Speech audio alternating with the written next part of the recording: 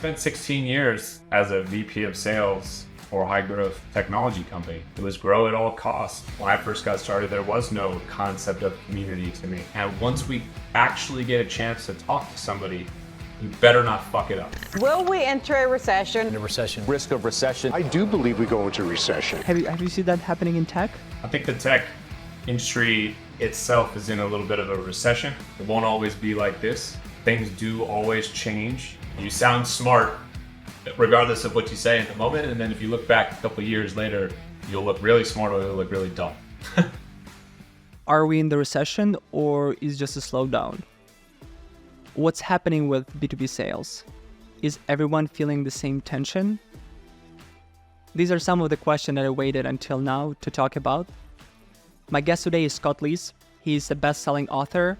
He's a professional VP of sales with a very impressive background and multiple sales teams. And he's a strategic advisor for more than 50 plus growth companies in tech with under 25 million ARR. We talk tech, we talk sales, and we'd like you to join our talk. Thank you and enjoy the episode. This one is the first question will be broad, but I kind of specifically leave it as a broad question. All right. So if you were to give a synopsis of the tech industry in 2023, what will it be? Struggling. One word, struggling. I think the tech industry itself is in a little bit of a recession. Almost every company that I know and talk to is struggling to perform as well as they did last year and the year before. Everybody's complaining about top of funnel. Everybody's complaining about mid funnel and down funnel and deals getting pushed out. Funding rounds are fewer and farther between. The barrier to entry to land Series A funding is higher than it's ever been. I think I saw some statistic the other day that there hasn't been a tech IPO in something like 18 months. I don't know if that's verified or not, but I seem to remember reading about something like that. And, a lot of people have been laid off. You got everybody scaling down. And, people are hurting. People are struggling. So that's my number one feeling when you ask me that question. My secondary feeling would be all anybody is talking about is AI this and AI that, and what that's going to mean for workers, for the tech industry, for sellers, for buyers, for us as human beings, even if we get really into theory and philosophy with everything. So those are the two big things I think going on right now that are kind of driving everything else. I've talked to a few people on this podcast, and they said that we are not in a recession, we are in a slowdown, right? Because the economy was growing so fast that now we're just growing on a lower end of things, and because of those, it's not the recession, it's just we're slower. But I don't agree with them. I agree with you that we are in a recession, but obviously we are in a tech decline, right? Especially in the tech industry in general, but also in just generally as the economy, as buyers are, we are in a recession where one decision led to another decision, that now we ended up in a situation where there's uncertainty and it's struggle and it's tough, et cetera. So, we've seen, in my company, we've seen sales cycles getting at least twice longer, right? So they were 30 days, now they're 60 days. Closing ratio are down a lot. So if they were at 8-10%, now we're looking at 4%, 5%, right? And just generally, although we've seen the top of the funnel is okay, kind of, but no one is making any decisions, and just kind of waiting out. So question for you, what your thoughts are? Is it a new normal and just basically the buyer's behaviors changed, or this is just a temporary reaction to what's happening and we're going to go back on track when we were, any kind of thoughts on predictions on this? Yeah, if I had to guess, I would say it's going to go back, but not for a couple of years. Oh, wow. My guess would be by 2025, things are starting to kind of move at paces that some of us have been accustomed to over the last 3 to 5 years. I think the rest of this year will remain slow. Most of next year will remain slow, and then it will slowly start to pick up some steam, and 2025 will be a little faster. There's really no reason why sales cycles need to get longer. If you think about it, buyers have more information than they've ever had before making any kind of decision. So by the time they come to you, they should be more educated than ever. By being more educated than ever, in theory, they can make decisions faster, right? Right. We as sellers have more opportunity to put content and information out there into the world for other people to consume that talks about the problem, why it's important to solve, why they should solve it now, and how we specifically solve it. So we are putting more information out there than ever before. So both parties are doing their part to expedite the purchase speed. Right. It's just not happening right now because everybody is panicked and paranoid and frozen. Yeah. Right? And I think until that thaws off, we'll see this slowdown of sales cycles. But I think that it will come back, but it's going to take a year and a half probably would be my guess as far as when the sales cycles might start accelerating again. When I mentioned the new normal, right? Here's something that I'm, struggling with. When I started building my own tech products and investing in tech, the products that are very action specific were very popular. Let's say like in sales, like we have an engagement platform like Outreach.io, right? Or you have a LinkedIn automation platform, or you have HubSpot as CRM for sales or whatever, right? And 2022, 2023, we ended up purchasing a lot of different software. So our software budget is very high, right? And, you start paying not just for Outreach, but you pay for HubSpot, Outreach, Folderly, ZoomInfo, you name it, a lot of the suite. So what starts happening in this year, maybe you've seen the same, buyers start being very cautious about what they're paying for in terms of like the products that they have in the suite, and they're looking for the solutions that have a suite that you can pay $100 for a license that would cover different areas, so you don't necessarily need to have the tools dedicated to a certain task or something, right? So my team start going back and say, hey Michael, so buyers are asking if they're using HubSpot per se, right? Can they use it for sales, for marketing, for CM, etc., and pay for one license instead of having different tools for that, right? So something changed in tech, in the buying behaviors, where you start looking for a more cost-effective, bundled-up solution that maybe doesn't have all the features, but it's more budget-friendly, and at the end of the day, it's going to do the same job, right? The same goes with. So I'm in outsource SDR appointment setting business, right? And like in every digital marketing, buyers that talk to us, they always ask us how many leads you can generate, what's the spend. That was for like 5-6 years. Now my sales team goes back to me and say, hey Michael, so buyers are asking, what's the cost per deliverable? So the game is the cost effective and consistent, etc., right? So the question for you is, have you seen the same, working with clients, working as an advisor with your companies, and are you not concerned that this is the new normal and we need to, as a tech, adapt to this new normal and just adjust our sales process and our value proposition and just generally, and the way we even develop the products according to these new habits? Or again, this is just a temporary thing and we're going to see things go back on track. But then few years, it's a long time, right? So everything should change. It's always hard. That's why forecasting and predicting these things are always difficult. You sound smart regardless of what you say in the moment. And then if you look back a couple of years later, you'll look really smart or you'll look really dumb.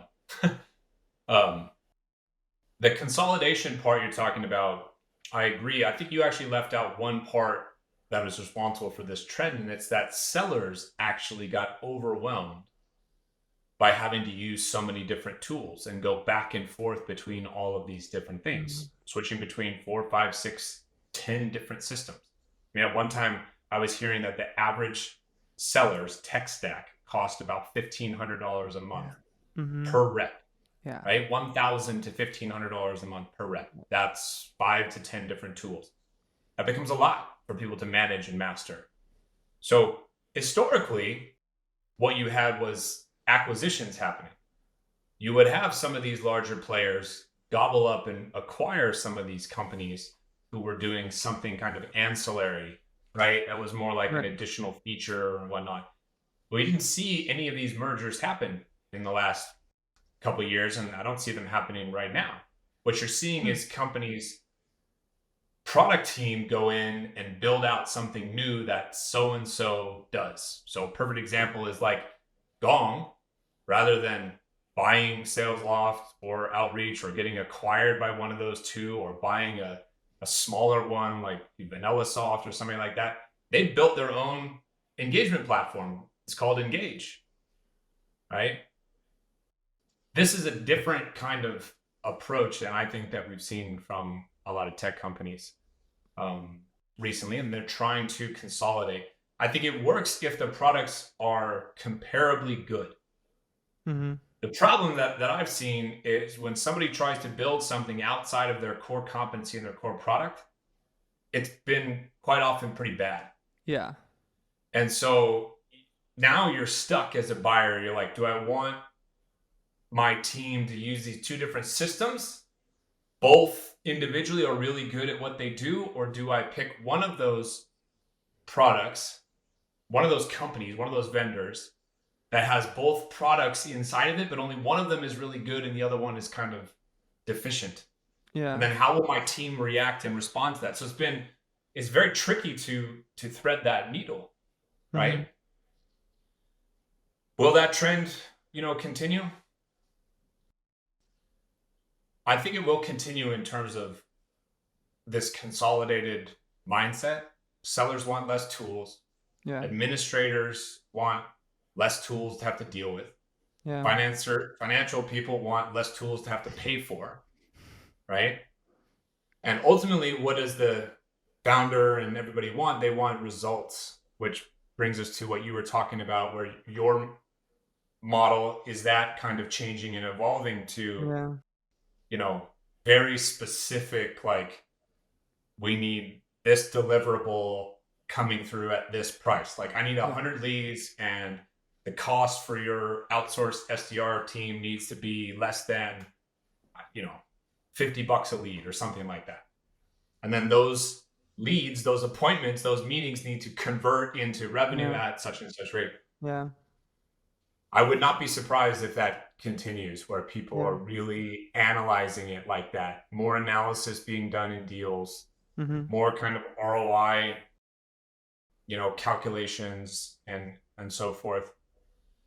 The challenge is, how do you actually measure all of the different things that an outsourced SDR might do to book a meeting? What if I book a meeting based on being on this podcast? Right. How do I measure that in terms of what that cost me? Yeah. I mean, I don't even book hourly.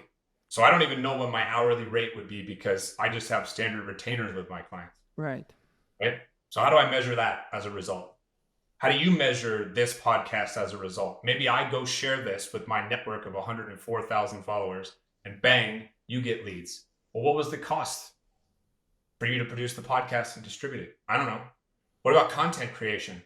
What about you making posts? Yeah. Or me making posts and not bringing in appointments? For your SDRs doing the same thing. What about trade shows that they go to, events that they go to? They go to Surf and Sales and they get a lead out of it. How do you calculate all that? It's not just like, we bought this data, we made these number of calls, we got this many of appointments that produced this much revenue for you. It's not that simple anymore, because the activities required to book meetings are not the same as they used to be. Not the same. Yeah. They're not the same. Gone are the days, in my mind, where you can just bang the phone 200 times a day and get the results that you're looking for. I don't think that works anymore. Yeah. You I know? remember in 2016 when I started out, I could take 100 leads and send out cold emails and they would get delivered. And now I need to think about, domains, mailboxes, standing reputation, the settings, Yeah. the templates, the warm up, the maintenance, all of those things, right? To get the same outcome. And then the outcome would be different just because of, that you need to then create a personalized message. Then you need to have people that experience for that. You cannot just kind of copy paste the template and then just adjust it because there's so many of those, right? So I agree with you, but also just thinking about the change, what's happening, I think we're always thinking growth, right? Like, hey, I wanted to grow at that level, how much money I need for that.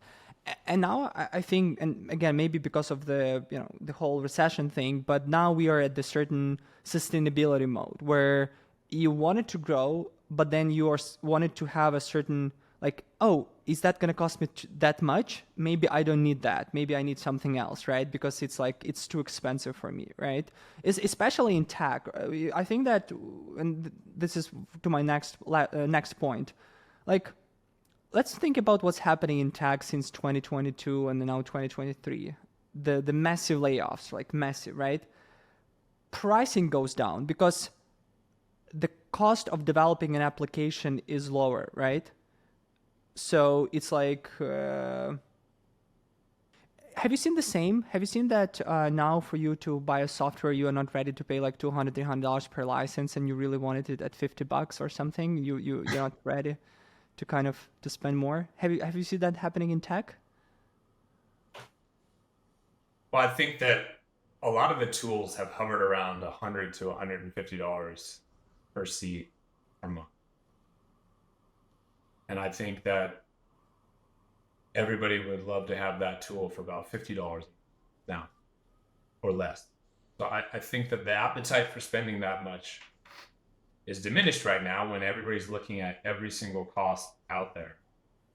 And that's driven partially by how much money they have in the bank to fund the growth of the company, and partially based on how much revenue they have coming in. If they're not confident that reps are going to be able to close significantly more deals having this tool, they're going to be uncomfortable spending more for a tool. So it's just a little bit of cost, aversion, and it goes back to how can we calculate, our ROI? How can we demonstrate real value? How can we make CFO and the CEO understand that this is going to be a big deal for them moving forward, that it's going to be helping? This all puts enormous pressure on sales leaders, right? Because the sales teams are the first one who have been impacted by layoffs, by the recession, right? Like, I'm looking at my sales team and they've been, just very, very stressed out with regards to like doing all the actions, doing the push, but things are not happening, right? So can you, do you have any advice for me as a sales leader? How do I support my team? How do you support your teams? Did you adjust? Did you adapt some new strategies, some new approaches to, what the sales teams are going through right now? Well, I think you have to. I think you have to put in more time than ever with them, coaching, training, developing, motivating. Now is not the time to just leave people alone. So you have to have some sort of system in a way where I know I'm coaching Michael, every day at 3:00. I'm working with him on his pitch, his approach, his pipeline, his deals, all this kind of stuff. You have to be thinking outside the box. Like I was saying before, you can't just make 200 calls a day or send 300 emails a day. You've got to be a lot more thoughtful with it. You got to make sure that I'm reaching out to the right people, hopefully at the right time.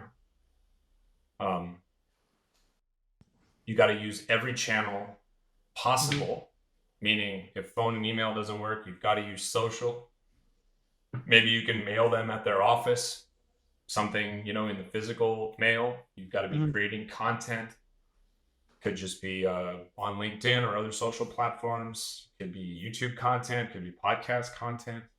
You got to be engaging with your buyers or on their content, the things that they're posting or the events that they're holding. You've got to be able to do, partner programs and referral-based deals where you're working with other industry leaders or, could be influencers, for example, Right. that have a large following to get the word out. I should be able to go, for example, to Michael and say, hey, here's 200 accounts I'm trying to break into. Who do you know? And if you know any of those people, I'm happy to pay a referral fee. So we've got to be trying everything under the sun because it's noisier than it's ever been. And cutting through that noise is harder than it's ever been. And once we actually get a chance to talk to somebody, we better not fuck it up. We better be ready. Yeah. And we better demonstrate like real value and real pain with folks. And we better be able to articulate why they need to solve this and how we're best positioned to help. Because once you get that opportunity, that at bat, you got to take the most of it because you just don't have as many as you used to. Mm-hmm.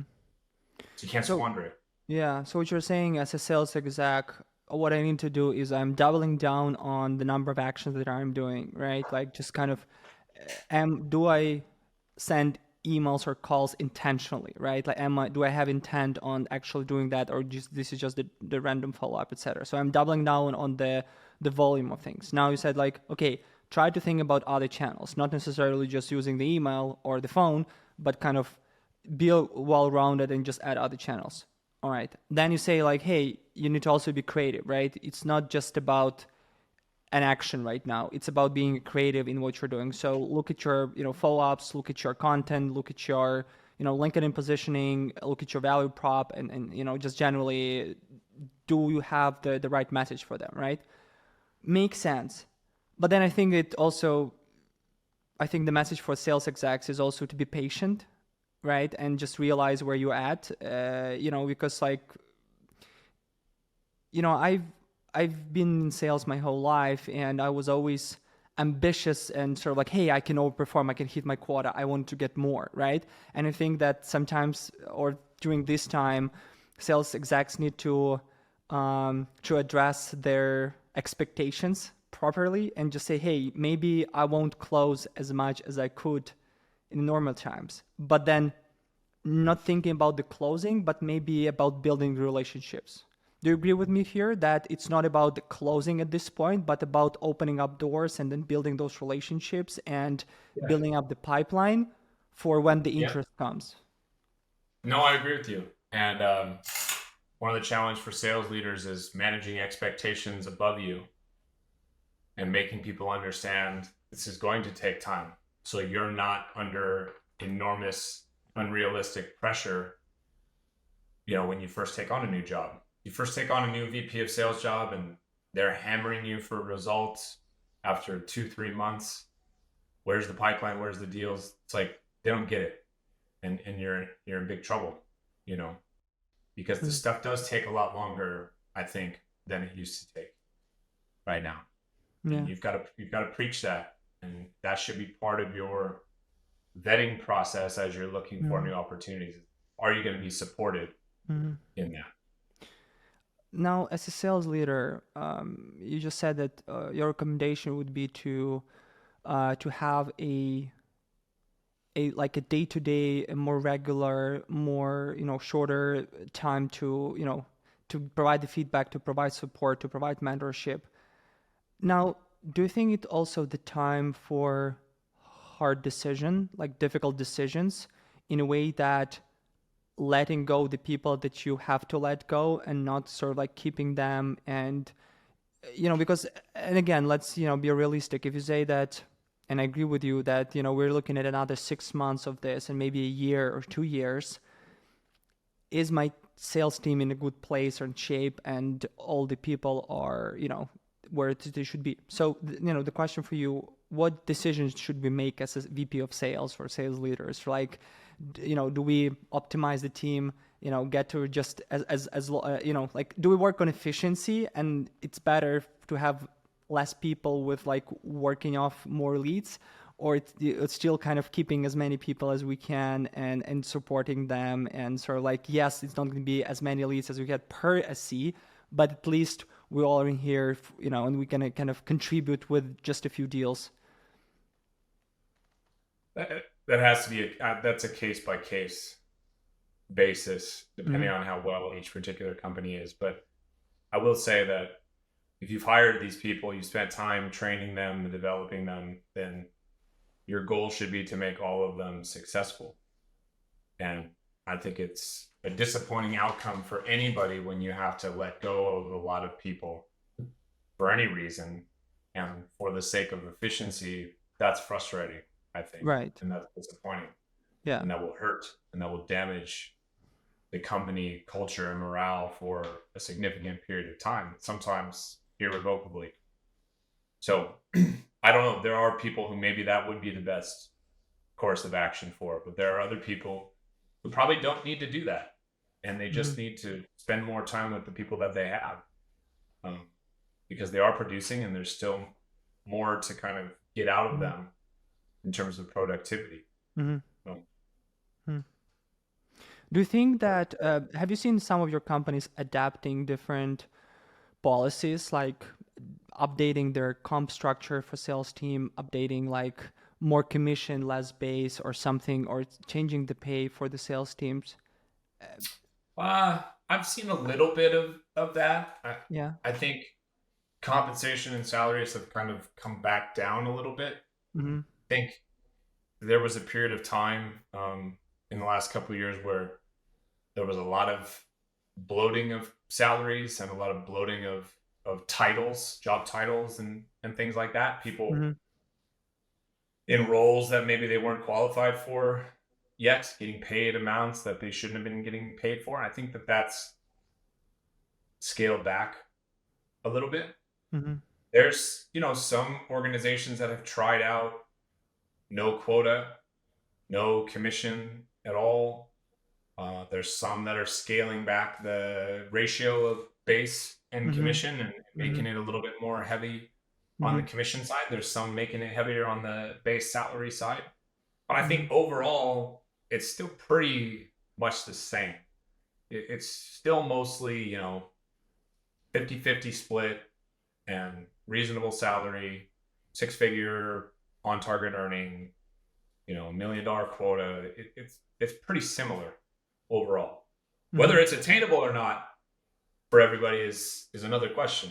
Yeah. But that's where I see that's where it's structured still. But did you see conversation opening up saying that, hey, because again, one of the most disappointing things as the sales exec to have a quota that you cannot hit, and then having that quota dangle in front of you all the time every month, and then that. So would you advise me, for example, or anyone else who listening to this, open up the conversation with this, let's say, sales team and saying, hey guys, yes, this is the quota that we should have, been hitting. We cannot do that physically. Let's go back to the drawing board. Let's, yes, we're not going to be making as much money. This is the quota. Do you think that it will kind of demotivate the sales team, or it's going to provide the opposite effect and the team would just be more down to the ground? I think it would lift them up. Yeah? Yeah, I think it would lift them up. I think that part of your responsibility as a sales leader would be able to go to the CEO and founder and say, this number is not attainable. And here's why. And just show them the data and just be like, walk me through how you think I'm going to do $100 billion in sales this year. Where do you see that coming from? Like, this is what we've done before. This is the trend. This is what we can do to try to improve. This will get this lift. And when you do all that and you have that conversation and you recognize like it's unattainable. So we could put this unattainable number in front of me as a sales leader, in front of all of our sales reps, and they can work hard to get there, but they'll probably miss. That is demotivating. Yeah. Now, if we had this conversation and you as a CEO were like, I see your point. I see what you mean. Well, let's, try to figure out what's the right number that is realistic and hopefully still demonstrates some growth. I think when you put that in front of the team and the sales leader has the opportunity to articulate and explain, here's how we can achieve these numbers. This is why I believe it will work. That I think is motivating to people. Yeah. Big time. Yeah. I agree with you. But I also think that sometimes just the number that you need to, to look at are difficult number to achieve, right? Because at the end of the day, it's also about the acquisition cost. So, if we used to acquire 50, 60 qualified deals per rep per month, and it costed X, and now it costs X the same, but you're not making as much revenue of those deals. Now you need to ask yourself, hey, my costs go way up. What do I do with it, right? And then, but then you think that still this conversation should come off from the VP of sales, from the leadership, and then taking charge and taking ownership of the sales team and kind of figuring out with the team the right approach. Right? Well, the answer to that might lie with the customer success team. Mm-hmm. One way to work on the margins is to get people to stick around longer. Right. And get people to grow into those accounts. So I think your engagement with your customers has never been more important. Yes. Keeping them happy and successful has never been more important. Yeah. It's so hard to acquire a customer. When you get one, you sure as hell better do everything in your power to keep them. Yeah. Right. So it might cost me $100 to acquire a customer today compared to how it used to cost me 50. But if we're keeping them twice as long, 3 times as long, who cares? Who cares what the customer acquisition cost is, as long as the lifetime value of that customer is, the right ratio. Yeah. Right. So what can we do there? What can we do there from a product standpoint to make the customer more successful? Yeah. What can we do as a service and success team to make that customer more successful? That will help balance out all of the burden of responsibility being on the salespeople. You can't just yell at us to close more deals. It's not, those days are like, that's not what we're living right now. Yeah, that's a good point. We've always been, whenever we see some kind of crisis, we always went back to the delivery team, client team, and we always say, hey, this is X, percentage churn that we have. Can we lower it down right now? Can we double down on what we're doing? And just kind of, because as you said, retaining a customer has always been, and now it's even, more so, right? Cost effective than acquiring a new one. And now acquiring a new one is like pain in the ass. You know what I've seen? I've seen that a lot of companies are cutting down their acquisition budgets a lot. And because of, someone is not closing, not selling. And it's interesting. I've seen the decrease in the cost per lead or cost per click in some of the channels like advertising. Like when you look at the PPC, there's an interesting trend where there is some budgets in ads during the first part of the month, but then closer to the 25th of the month, they always go down. So now your cost per click is actually much lower because of the competition. So, as before the crisis, people can consistently, spend ad budgets every day of the month, and now they are out of the budget at the end of the month. So you can actually reinvest those budgets at the end. So always keep like in a certain, in certain like betting or something, you keep spending less budget on the beginning of the month and just increasing that budget at the end because the conversion is gonna go up and the costs go down. Interesting, just kind of. But also, just talking about the, supporting the sales team as leaders, what we are trying to do is to provide sales team with more sales tools. For example, like maybe adapting our value proposition to, with a more cost-effective offer or with more value to the customer or giving more better terms, etc. So the question for you, do we need to also to adapt our, terms and conditions, pricing, contract terms to a new reality, giving the sales team the additional tooling to be able to close, or that is a mistake actually, and this is the easier way out, basically, and there should be other, options, as we just discussed, and this is not the right approach. It's a good question. My initial instinct is to say not to start adjusting and discounting all over the place. It's you start to train the salespeople to go after the lowest common denominator. The word will get out there that so and so only paid this much and not, full price.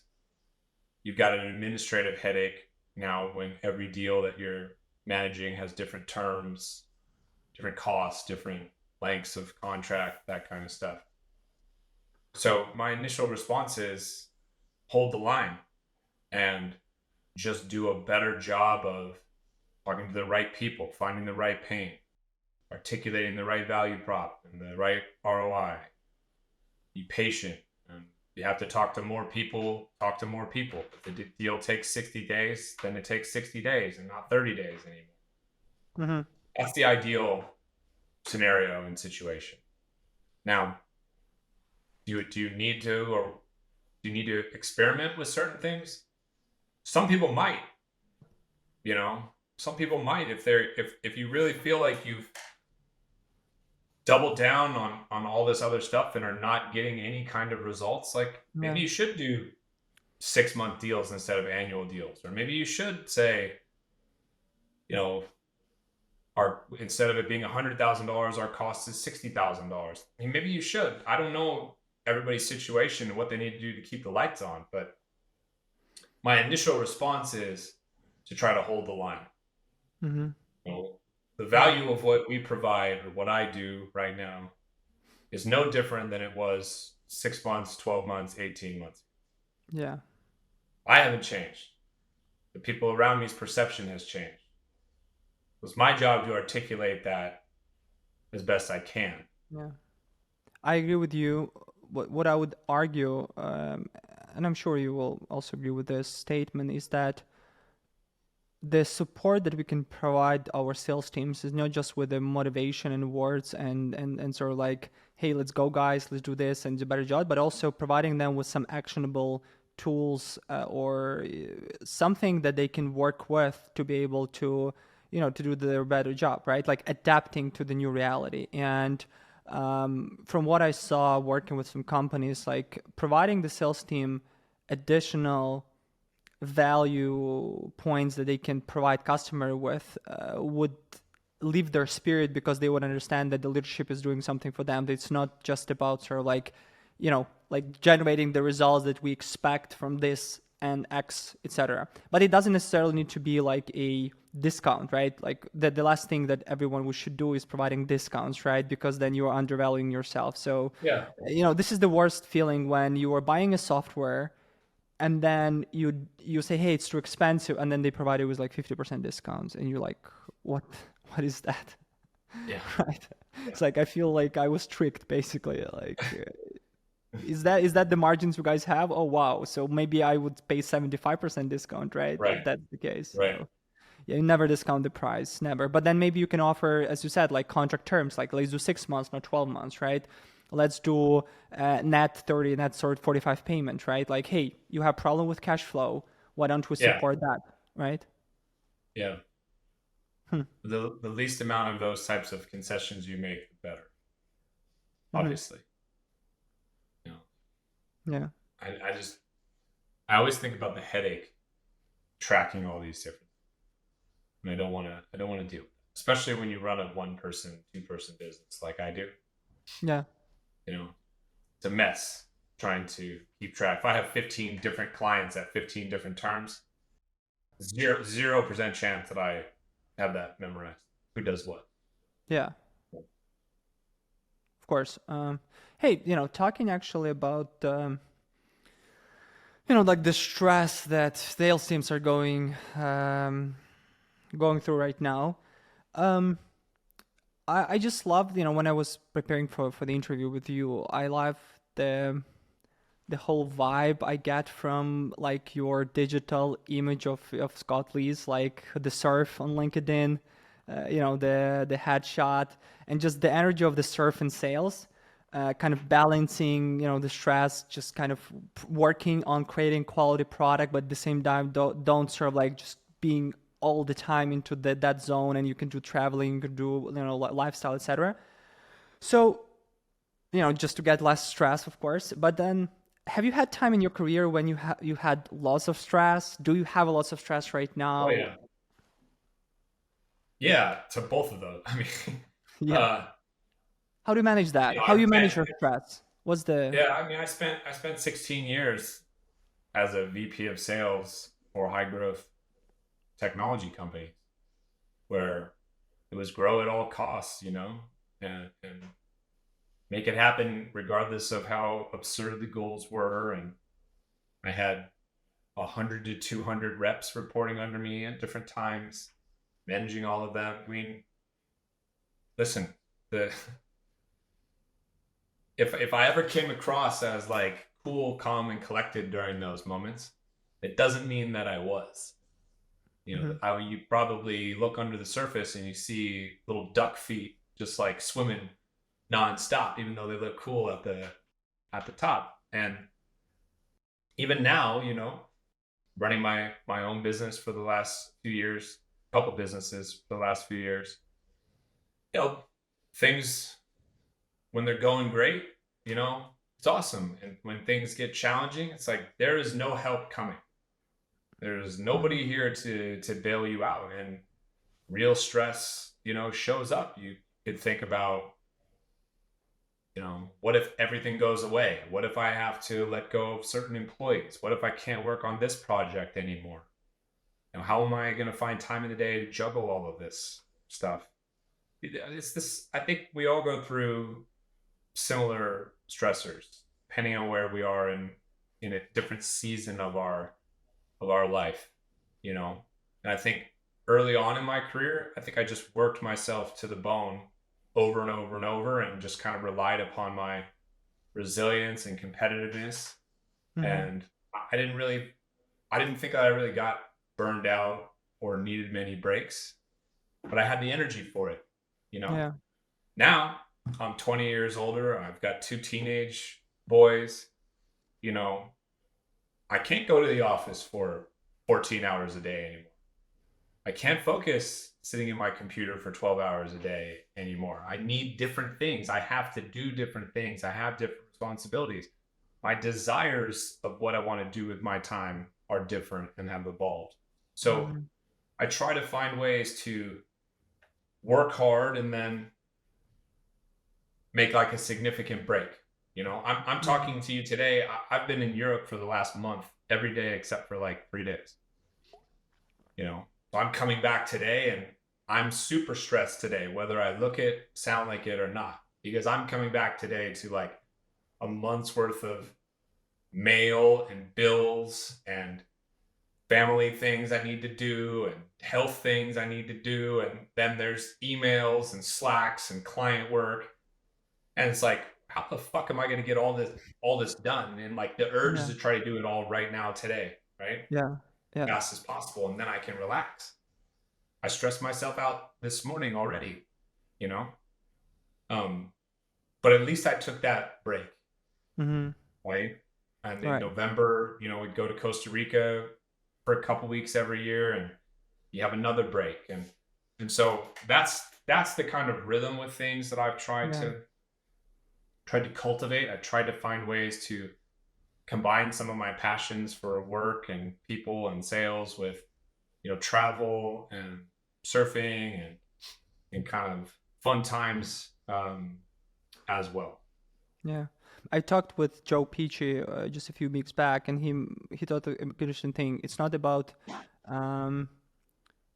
sort of like managing your time or, managing your life. It's about managing events in your life, right? So if you manage your events and you put them in a way where there are some events that you can focus on, and you might be stressing out about them, but then you have other events that are, that they're changing the scenery, and then you can kind of, relax or focus something else, that's gonna kind of keep you going, right?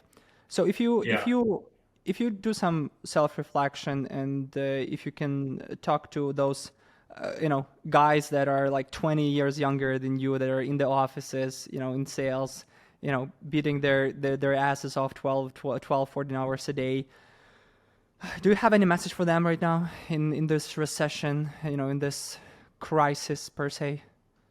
Well, I think they have to zoom out, and understand that this is a little bit of a blip inside of what hopefully is a long career.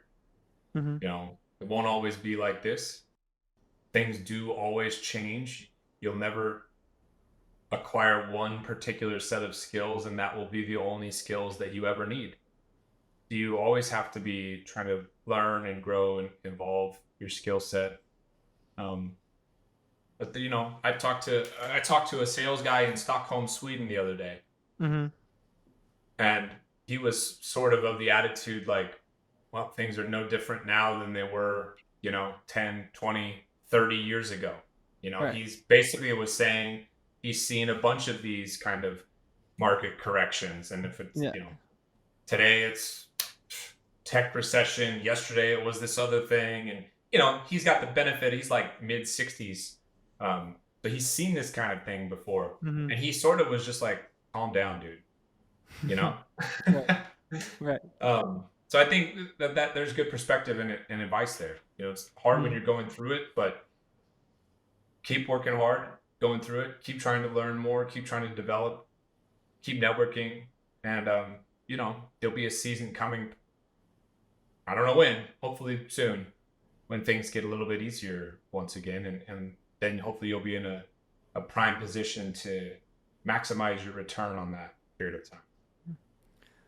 The first reaction to a crisis is a change, right? You always want to change something. It's like, oh, I burn out. I don't know. I need to change that. The product is not selling. And I agree with you. It's better to stick around, just do hard work, be patient, and things going to start,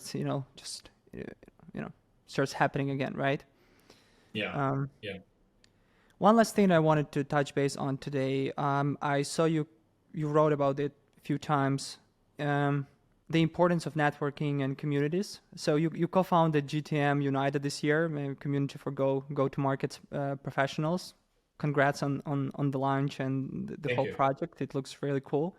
So can you speak to me, what was your perception of the network or community when you were the VP of sales, and what it is right now?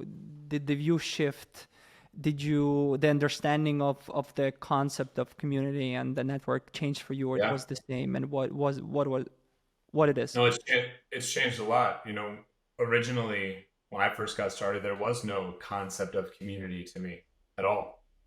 There was no concept of network other than people that you knew that you worked with or were kind of downline in your customer base or whatever.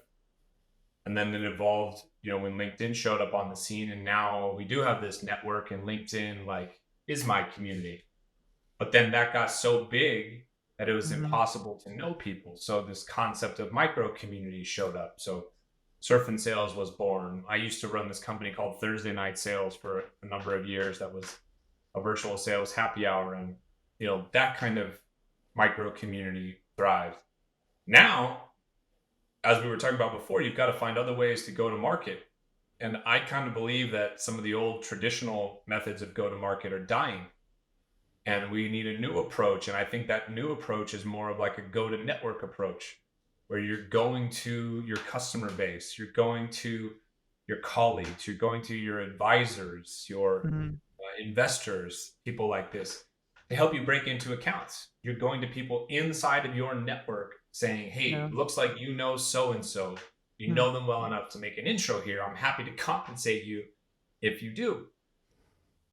And so as I looked around the landscape of sales communities, revenue communities, there's no micro community out there that is actively creating income earning opportunity for its members. There's nobody who's built in a side hustle for people into the community.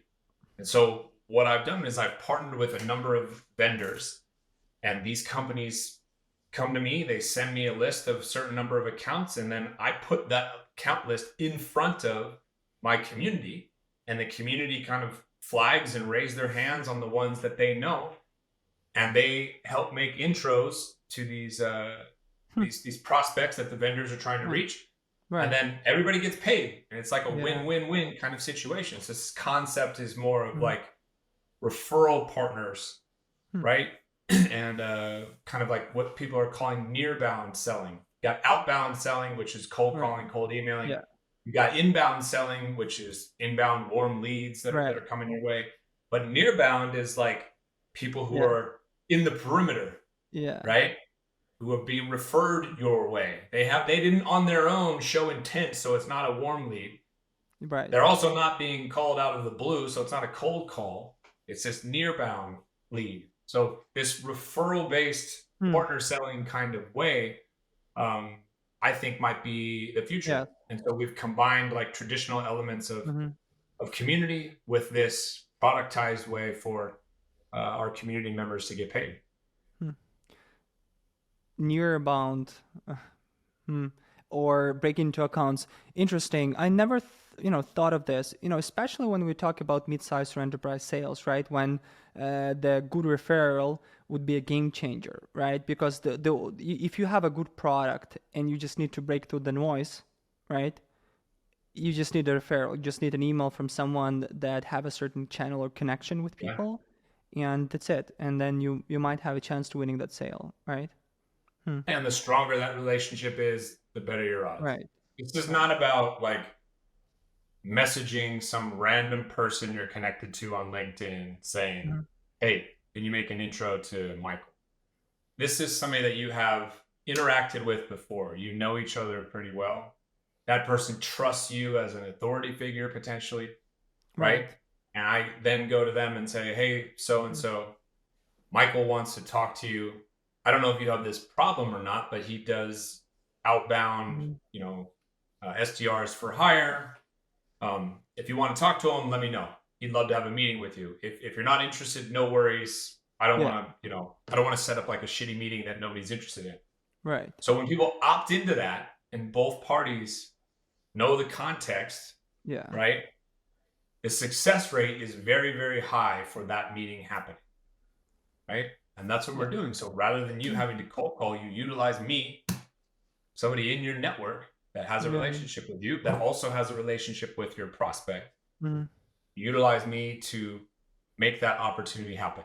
And then if you close that deal, you pay me out. And on some level, it's significantly cheaper, less expensive than if you had a full-time person working for you that you were paying salary to, benefits to, office space costs, tech tool costs. And for me on my end, how much work did I really do? I didn't do anything other than just make a quick little intro. I sent one email to a friend of mine and I get paid for it. Everybody's happy.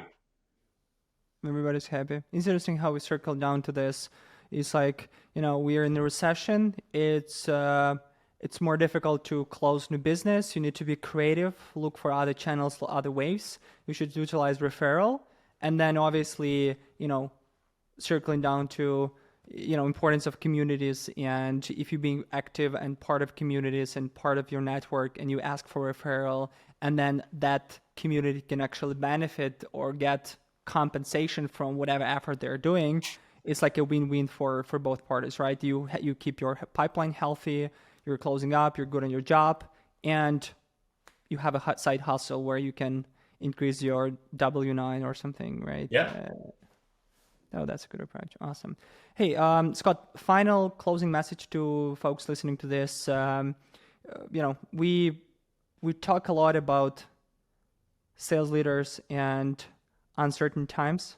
So you have anything for the sales folks out there that are depressed, stressed, not sure, looking for other waves? What would be your message to those people? Well, I think they need to explore some of these different channel opportunities that we're talking about. The near-bound opportunity, the referral, partner selling, co-selling opportunity. They should get involved with communities like GTM United. They should go to events like surfandsales.com to, unwind as well as learn and find this right balance and this right perspective of, yes, I need to do well right now, but life will go on. Things will get easier. Yeah. So I think they just need, more support right now. And in the roles that they're in, I think they really need to pay attention to where they're choosing to go work right now. Now is not a good time to try to sell something that is a nice to have little add-on feature. Now is the time to sell for a company that has a powerful platform that drives business for all of its clients. So your evaluation criteria for new opportunities needs to be, a little better, stronger than previously before. So other than that, just keep working hard, keep learning, keep networking, and it'll work out in the end. That's a great close up. Nice. Yeah. Thank you so much for sitting down with me today and doing this interview and taking the time. Really appreciate it. You're welcome, Michael. No problem.